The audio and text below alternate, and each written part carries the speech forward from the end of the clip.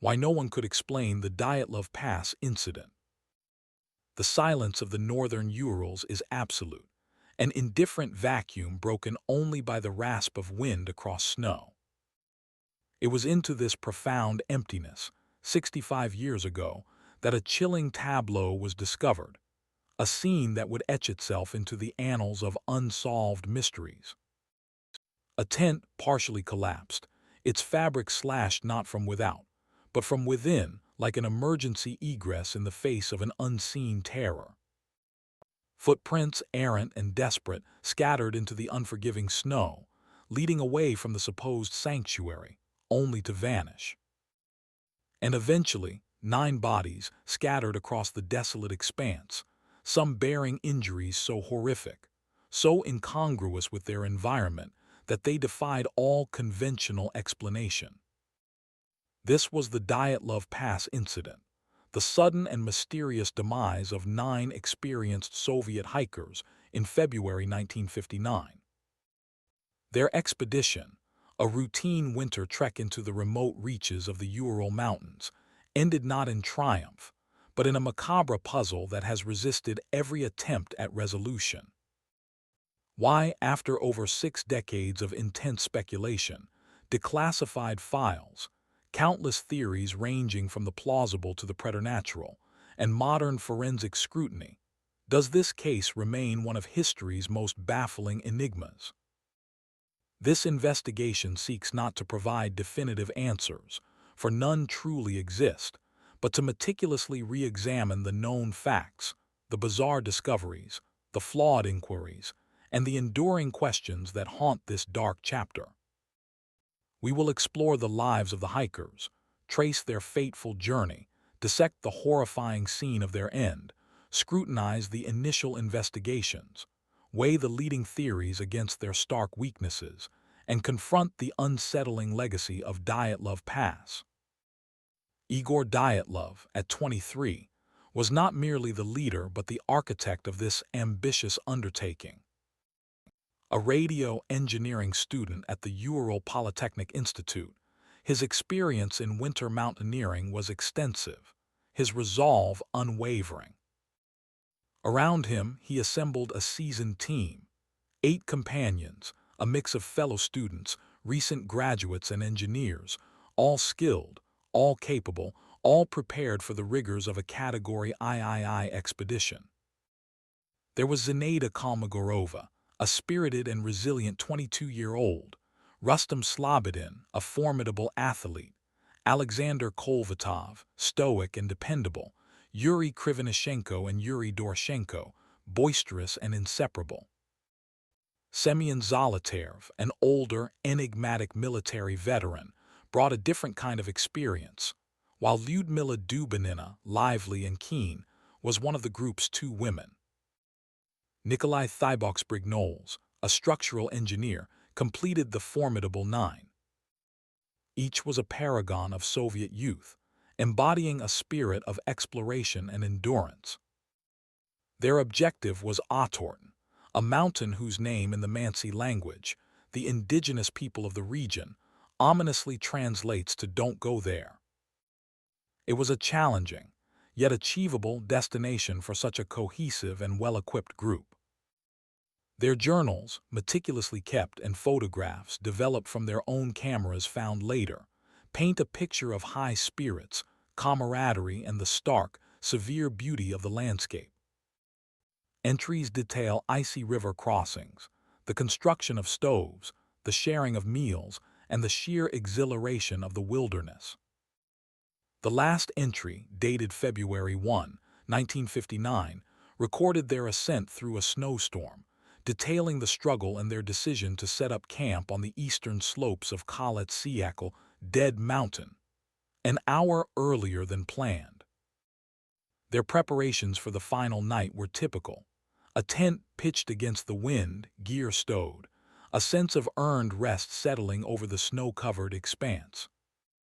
Yet beneath the veneer of normalcy, an unknown force was gathering, waiting to shatter their peace and consign their lives to an unyielding void.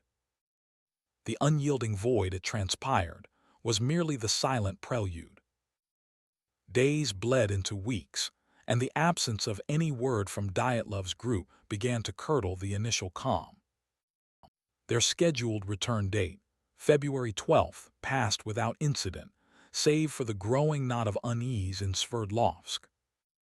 It was not until the 20th, 8 days after they were due, that a full-scale search and rescue operation was officially launched. Students, military personnel, and experienced mountaineers fanned out across the unforgiving landscape, their hopes dimming with each passing, silent hour. The vast, indifferent expanse of the northern Urals swallowed their calls, offering only the biting wind in reply. On February 26th, the aerial search team spotted it, a dark, unnatural smudge against the pristine white canvas of Khalat Syakhl. The ground teams converged, battling deep snow and relentless gusts, their grim task nearing its dreadful conclusion. What they found, nestled precariously on the mountain's eastern slope, was not a camp, but a crime scene where no assailant was apparent, a testament to an unseen terror. The tent, half collapsed and buried under a layer of drifted snow, revealed a scene of bewildering disarray. It had been sliced open, not torn but cut with a blade from the inside, a desperate, violent escape route. Inside, everything remained, a meticulous arrangement of rucksacks, boots, food supplies, Dyatlov's own journal, even their cameras. It was as if the hikers, in a moment of unimaginable panic, had fled into the sub-zero night without a single thought for survival, abandoning the very gear that could have saved them. The implications were immediate and chilling. Something had driven them from the relative safety of their shelter, with an urgency that precluded even lacing up their boots. Following a trail of 9 distinct sets of footprints, some barefoot, some clad only in socks, others in a single boot, the searchers descended downhill, away from the tent, towards a small cedar forest. The tracks, oddly, suggested an orderly departure, a line of individuals walking, not running into the deepening night. Yet the evidence of terror was irrefutable. Approximately 1.5 kilometers, just under a mile from the tent, beneath the gnarled branches of a tall cedar, the first 2 bodies were found. Yuri Krivonishenko and Yuri Doroshenko lay partially clothed, their bodies showing signs of a desperate attempt to build a fire, its embers long since extinguished. Their hands were burned, their clothing thin, offering no defense against the brutal degrees C, -13 degrees F, night. Initial assessment pointed to hypothermia as the cause of death. The scene suggested a futile struggle for warmth, but the question remained, why had they fled so inadequately dressed? The grim tally grew. Between the cedar tree and the abandoned tent, 3 more bodies were discovered, scattered at intervals as if struck down mid-stride. Igor Dyatlov, the group's leader, Zinaida Kolmogorova, and Rustam Slobodin. All showed signs of severe hypothermia, their bodies frozen in desperate postures, seeming to point back towards the shredded tent. Dyatlov found with a single glove on, Kolmogorova with signs of struggle on her face, Slobodin with a small, linear fracture to his skull, a detail initially dismissed, then naggingly unsettling. It appeared they had been trying to return to the only refuge available, but the distance, the cold, or something else entirely had claimed them. Weeks later, with the spring thaw grudgingly beginning to loosen the mountain's icy grip, the final 4 victims were located. On May 4th, buried under several meters of snow in a ravine, approximately 75 meters further into the forest from the cedar tree, the search teams unearthed Nikolai Thiboks-Brignoles, Lyudmila Dubinina, Alexander Kolvatov, and Semyon Zolotarev. Their discovery deepened the mystery into an abyss. These bodies bore injuries of a different, more horrific magnitude. Thiboks-Brignoles had a crushed skull. Dubinina and Zolotarev suffered massively fractured ribs, internal injuries consistent with a high-impact force, as if they had been hit by a car or caught in a severe blast. Yet their skin showed no external wounds, no bruising that typically accompanies such trauma. The most disturbing detail, however, belonged to Dubinina. Her tongue and eyes were missing, and soft tissue around her mouth and face had been stripped away.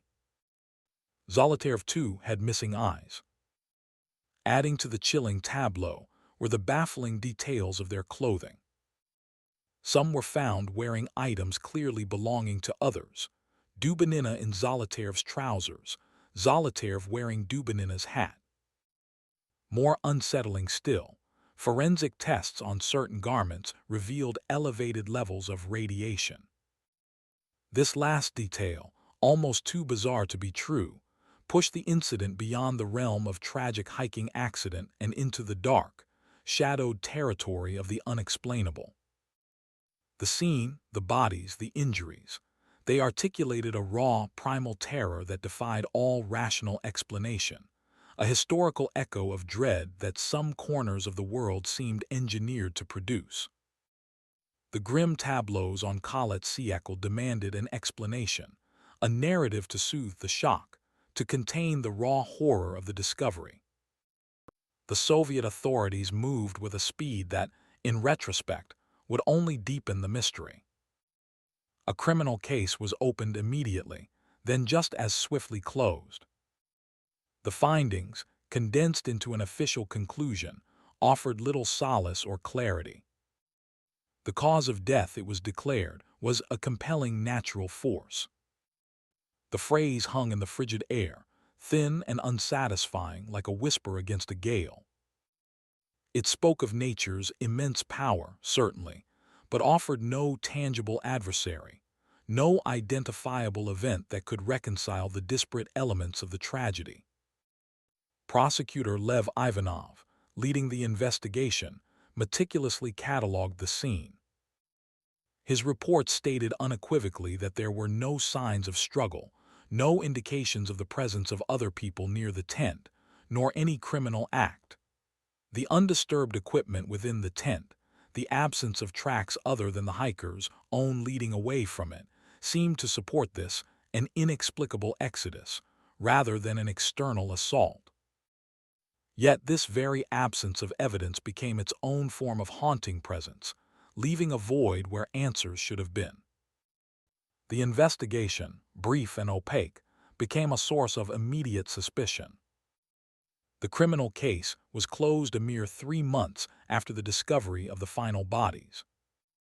The official report, meticulously typewritten yet devoid of true insight, was then classified and locked away for decades, accessible only through tightly controlled channels. This swift curtain of state secrecy, descending upon a tragedy already shrouded in enigma, fed the burgeoning whispers. Why the haste? Why the silence? For those who sought answers, the official narrative felt less like a conclusion and more like a carefully constructed wall. The limited public information, released in carefully measured drips, only served to amplify the void, transforming the incident from a tragic accident into a national cold case, simmering beneath the surface of Soviet society. The paradox of the deaths themselves further undermined any attempt at easy closure. Experienced winter mountaineers, known for their resilience and judgment, succumbing to hypothermia, this in itself was a bitter pill. But to combine this exposure, this slow, creeping surrender to the cold, with the kind of catastrophic internal injuries observed on Dubinina, Thibox-Brignoles, and Zolotarev, was to present a medical conundrum. How could a compelling natural force simultaneously induce a panicked, near-naked flight into a blizzard and inflict skull fractures and crushed chests that a car accident would be proud of, without leaving any external marks of blunt force trauma?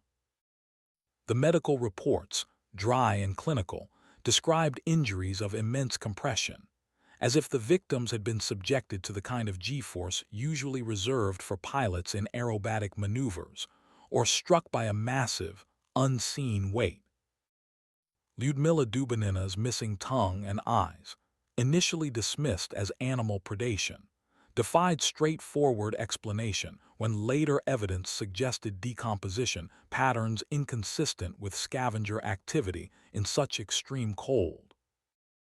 The official explanation, a vague, unidentifiable natural event, struggled to span this chasm between profound exposure and profound trauma. It failed to account for the radiation detected on their clothes, the disrobing, the tent cut from the inside, the desperate, unreturned attempt to reach a long-dead campfire, or the scattered, incongruous positions of the bodies. The investigation, for all its official pronouncements, left behind not a solution, but a collection of stark, unyielding questions, each more unsettling than the last. The silence it enforced only amplified the chilling echo of what happened on Dead Mountain, ensuring that the mystery of the Dyatlov Pass would not simply fade into the annals of forgotten tragedies, but would instead metastasize, growing ever more complex, ever more disturbing, in the decades to come. As the official narrative ossified into a vague, compelling natural force, a vacuum formed, swiftly filled by a deluge of alternative explanations. Decades of public conjecture, amateur sleuthing, and professional re-examination have spun a labyrinth of theories, each attempting to grasp the elusive truth of Dyatlov Pass. Yet none, even today, can fully reconcile the disparate, brutal facts. The initial, most superficially plausible explanations revolved around natural disasters. An avalanche was often posited, capable of explaining the initial panic and the scattered bodies. But the terrain of Khalid-Siekal, Dead Mountain, was not typical avalanche territory. Crucially, the tent was found cut open from the inside, suggesting a deliberate, desperate escape, not a sudden burial. The hiker's footsteps, preserved in the fresh snow, led away from the collapsed tent in an orderly, if urgent, procession. No signs of a massive snow slide were ever found at the campsite, nor was there the characteristic compression trauma on the initial bodies. The victims were found at significant distances, some over a mile, from the supposed impact zone, making a direct avalanche highly improbable. Other natural forces were considered. Katabatic winds, those fierce, downward-sloping currents of cold air, or even hurricane-force blizzards, could account for the profound hypothermia and the sheer panic that might drive individuals from their shelter. The concept of paradoxical undressing, where severe hypothermia causes disorientation and a sensation of burning heat, leading victims to shed clothes, explained why some were found partially clad in the brutal cold. These theories provided fragments of understanding, yet they crumbled when confronted with the most grotesque injuries: the crushed chests, the fractured skulls, the missing tongue and eyes of Lyudmila Dubinina. Winds, however violent, do not systematically disfigure in such a way, nor do they induce blunt force trauma of that magnitude. Then came the darker, more unsettling theories of human intervention.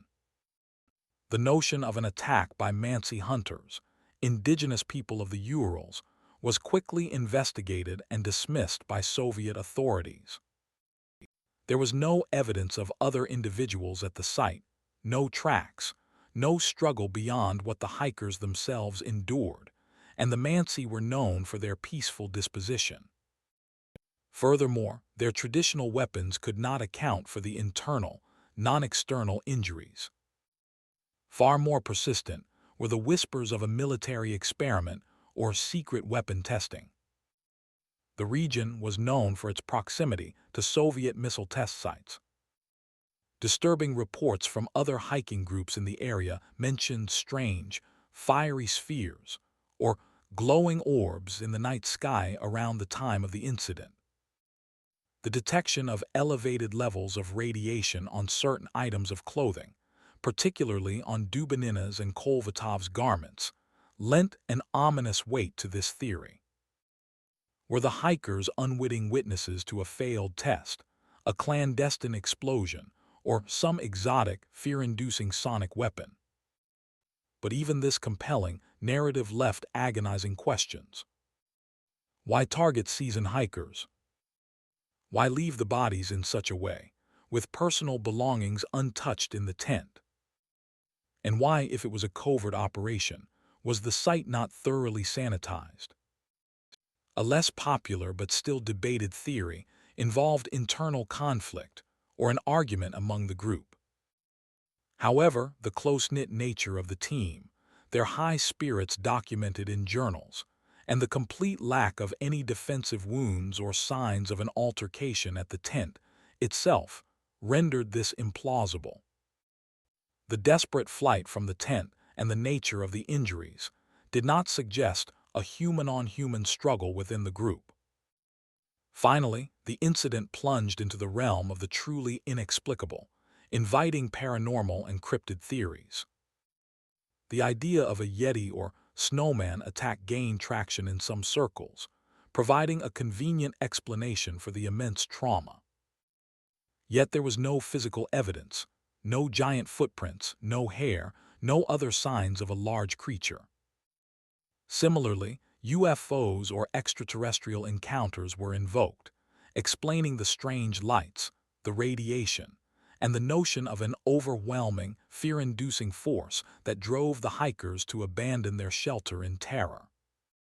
But these remain, ultimately, speculative leaps, built on circumstantial anomalies rather than concrete, verifiable proof. Each theory, whether rational or outlandish, attempts to explain a piece of the Dyatlov puzzle.